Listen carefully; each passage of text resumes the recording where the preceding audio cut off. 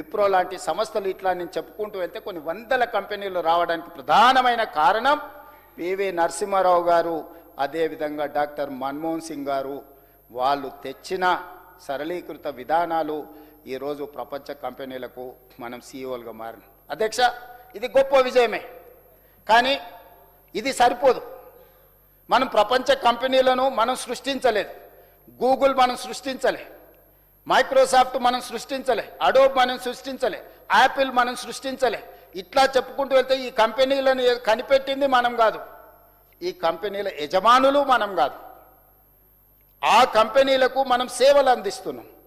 ఆ సేవలు అందించడానికి మనకు మేధా సంపత్తి ఉంది. కానీ ఈరోజు ఒక సునామీ రాబోతుంది. ఆ సునామీ పేరే ఏఐ, ఆర్టిఫిషియల్ ఇంటెలిజెన్స్.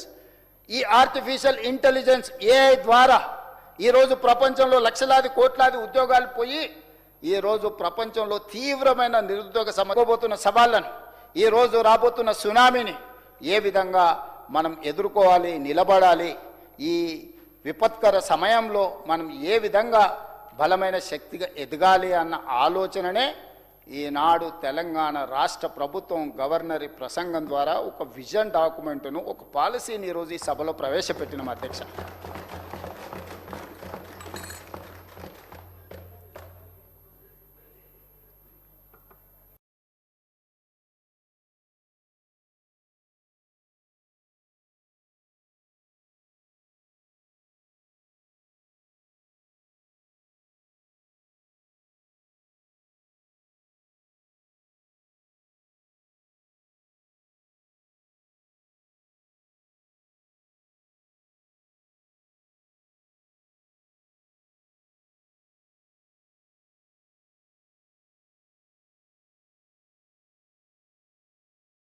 విజన్ డాక్యుమెంట్ను కనీసం చదివినరా, చూడనైనా చూసినరా?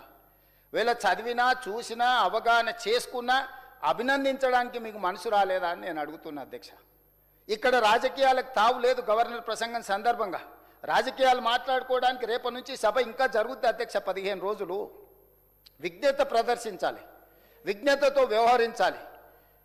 ఆ విజ్ఞత తెలంగాణ 4 కోట్ల ప్రజలకు ఉపయోగపడాలి. ఈ దేశానికి ఆదర్శంగా నిలబడే విధంగా మన రాష్ట్రాన్ని తీర్చిదిద్దుకోవాల్సిన అవసరం మన మీద ఉన్నది. అధ్యక్ష, 10 సంవత్సరాలు అధికారంలో ఉన్నవాళ్ళు, ఓ 10 ఏళ్ళు ఉద్యమం చేసినామని చెప్పుకునే వాళ్ళు వ్యవహరించే తీరు, మాట్లాడే పద్ధతి ఇది సరైనదేనా? తమరొకసారి ఆలోచన చేయమని అందరికీ సూచన చేయండి. అధ్యక్ష, ఈరోజు మనం ఆలోచన చేయకుండా, మనం నిర్ణయాలు చేయకుండా రాబోయే సునామీని ఎదుర్కోవడానికి ప్రణాళికలు చేసుకోకపోతే, గత చరిత్రలో ఉన్న అనుభవాలను మనం బేరీజు వేసుకొని భవిష్యత్ ప్రణాళికలకు మనం ప్రణాళికలు సిద్ధం చేసుకోకపోతే ఈ జాతి, ఈ దేశం మనల్ని క్షమిస్తుందా? ఒకసారి ఆలోచన చేయమని చెప్పి ప్రతిపక్ష పార్టీకి నేను సూచన చేస్తున్నా.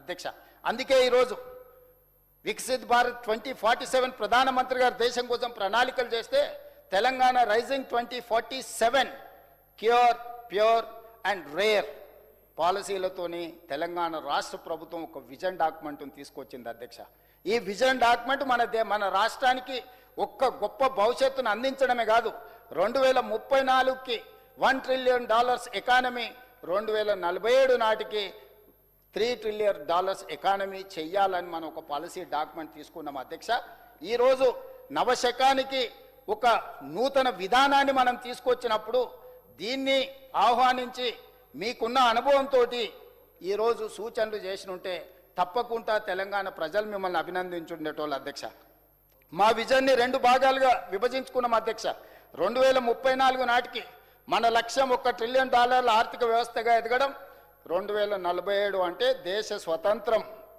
100 సంవత్సరాలు పూర్తి చేసుకోబోతుంది. అధ్యక్ష, 15 ఆగస్టు 1947 దేశానికి స్వతంత్రం వస్తే 15 ఆగస్టు 2047 నాటికి 100 సంవత్సరాలు ఈ దేశం స్వతంత్ర ఉత్సవాలను జరుపుకోబోతున్నాం. అధ్యక్ష, ఆనాటి కోసం ఒక ప్రణాళిక సిద్ధం చేసుకొని ఈనాడు గవర్నర్ గారు తన ఆలోచనని, తన విజ్డమ్ని, తెలంగాణ రాష్ట్ర ప్రభుత్వ ప్రతిపాదనని సభా ముందు, సభ్యుల ముందు, శాసనమండలి సభ్యుల ముందు, శాసనసభ్యుల ముందు ప్రవేశపెట్టినప్పుడు సంపూర్ణంగా మనందరం ఏకగ్రీవంగా ఈ విషయంలో ఏకమై సమర్థించుంటే దేశానికే తెలంగాణ రాష్ట్రం ఆదర్శంగా నిలబడి ఉండేది. ప్రతిపక్ష పార్టీ గౌరవం కూడా పెరిగి ఉండేది. కానీ ప్రతి దాంట్లో రాజకీయము, స్వార్థము, అధికారం కోల్పోయినామన్న దుఃఖమే తప్ప ఎక్కడైనా ఒక్క మంచి మాట. మొత్తం ప్రసంగం చూడండి అధ్యక్ష. అందుకే ఈ తెలంగాణ రాష్ట్రానికి వాళ్ళు కలిసి వచ్చినా కలిసి రాకపోయినా ఏది ఏమైనా ఎవరు అడ్డుపడ్డా ముందుకు వెళ్ళాలని ఈ ప్రభుత్వం నిర్ణయం తీసుకున్నది అధ్యక్ష. అందుకే తెలంగాణ రైజింగ్ 2047లో తెలంగాణ రాష్ట్రాన్ని 3 భాగాలుగా విభజించుకున్నాం అధ్యక్ష. మొదటి భాగం cure, outer ring road inside 2073 square కిలోమీటర్లు ఉన్నది అధ్యక్ష. 1,34,00,000 జనాభా ఇక్కడ నివసిస్తున్నారు అధ్యక్ష. Core urban region economy. ఇందులో ఈనాడు రకరకాల పరిశ్రమలు ఉన్నాయి, రకరకాల సర్వీస్ సెక్టర్స్ ఉన్నాయి, రకరకాల కార్యాలయాలు ఉన్నాయి, రకరకాల కాలుష్యం ఉంది, రకరకాల ప్రణాళికలు ఉన్నాయి, రకరకాల ఆలోచనలు ఉన్నాయి. వీటన్నిటిని కూడా అవగాహన చేసుకొని, అర్థం చేసుకొని ఒక ప్రణాళిక రచించి ఎక్స్పర్ట్స్ నుంచి, ఎన్విరాన్మెంటల్ ఎక్స్పర్ట్స్ని, క్లైమేట్ చేంజెస్ను గుర్తించే వాళ్ళని, ఐటీ ఎక్స్పర్ట్స్ని, వీళ్ళతో పాటు నీతి ఆయోగ్, కేంద్ర ప్రభుత్వానికి పాలసీ డాక్యుమెంట్ చేసే నీతి ఆయోగ్ని, గొప్పగా మనం చెప్పుకునే ఐఎస్బిని, నల్సార్ యూనివర్సిటీని అందరిని కూడా భాగస్వాములను చేసుకొని తెలంగాణ రైజింగ్ 2047 పాలసీ డాక్యుమెంట్ మనం తయారు చేసుకున్నాం అధ్యక్ష. రాబోయే 20 సంవత్సరాలు ఏ విధంగా ప్రణాళికలు వేయాలి, ఏ విధంగా రాబోయే సంక్షోభాన్ని ఎదుర్కోవాలి, ఏ విధంగా ఈ తెలంగాణ ప్రాంతంలో ఉన్న యువతకు ఒక భరోసా కల్పించాలి, మహిళలను ఆర్థికంగా ఏ విధంగా నిలబెట్టాలి, రైతును రాజును ఏ విధంగా చెయ్యాలనే ప్రణాళికలే క్యూర్, ప్యూర్ అండ్ రేర్ అధ్యక్ష.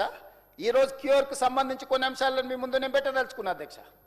మేము చెప్పే ప్రయత్నం చేస్తున్నాం.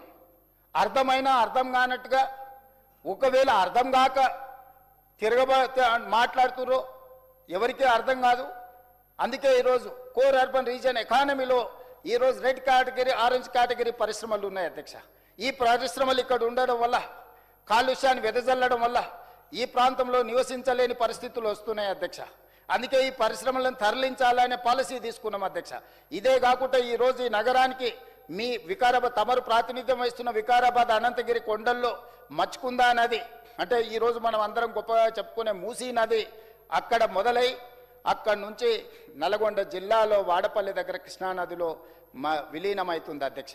ఇది నిజాం గారు 1908లో వచ్చిన వరదల్ని దృష్టిలో పెట్టుకొని ఉస్మాన్ సాగర్, హిమాయత్ సాగర్ ప్రాజెక్టులను, మూసా నది, ఈసా నదిని ఒడిసిపట్టి వరదల్ని ఆపి హైదరాబాదు నగరానికి దాహార్తిని తీర్చడమే కాకుండా ఈ ప్రాంతం ఒక గొప్ప పర్యాటక కేంద్రంగా, లేక్స్ అండ్ రాక్స్ సిటీగా హైదరాబాద్ నగరానికి ఒక గుర్తింపు తీసుకొచ్చిండు. ఒక పర్ల్స్ బ్యాంగిల్స్ సిటీగా హైదరాబాద్ నగరానికి ఒక గుర్తింపు తీసుకొచ్చిండు.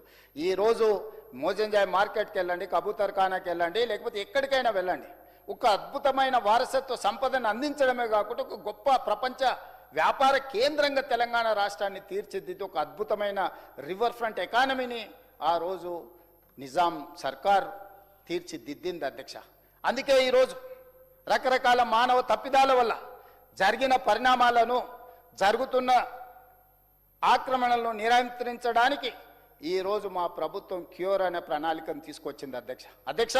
ఇందులో ఆక్రమణలు తొలగించడమే కాదు, పరిశ్రమలు తరలించడమే కాదు, మెట్రోను విస్తరించుకోవడం, ఫ్లైఓవర్లు కట్టుకోవడం, రోడ్లను అభివృద్ధి చేయడం, ఫుట్పాత్ల ఆక్రమణలు తొలగించడం, పార్కులను పునరుద్ధరించడం, చెరువులను, కుంటలను, నాలాలను ఆక్రమించుకున్న వాళ్ళని తొలగించి నీటి స్థలాన్ని నీళ్లకు వదిలేసి మనం ఉండాల్సిన దగ్గర మనం ఉండాలని ఈరోజు ఏర్పాట్లు చేస్తున్నాం అధ్యక్ష. ఏది చేసినా కూడా చెయ్యొద్దు, మేము అడ్డం పడతాం. ఏం విధానం అధ్యక్ష ఇది? ఇది ఈరోజే లేదు, ఇప్పుడేం ఆశ్చర్యపడాల్సిన అవసరం లేదు అధ్యక్ష. దేవతల సమయంలో కూడా దేవతలు యజ్ఞాలు, యాగాలు, ప్రజల యొక్క యోగక్షేమాలకు చేసినప్పుడు శుక్రాచార్యుడు తెలుసు కదా అధ్యక్ష, రాక్షసుల కులగురు, ఆయన శిష్యులు 2 ఉన్నారు, మారీచుడు, సుబాహుడు అని. వాళ్ళు యాగాలు చేసినప్పుడు రక్త మాంస